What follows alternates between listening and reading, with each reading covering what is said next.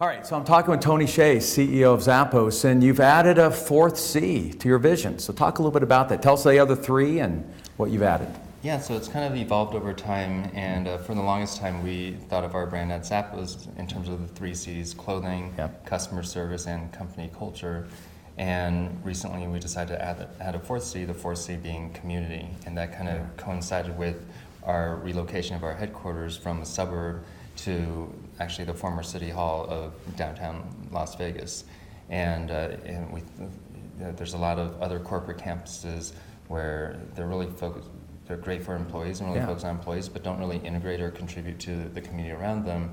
And we wanted to take a different approach where we would encourage our employees to go out into the community in the city and vice versa, invite the community in, and really get that flow back and forth, and which we think actually in the long term will not only help the surrounding community, but it'll be good for Zappos and actually lead to innovation and productivity increases, because the research has shown that most innovation actually comes from something outside your industry being applied to your own. Yeah, these collisions that you talked about. And a lot of it is driven by serendipitous encounters, and you see kind of micro examples of that in co-working spaces.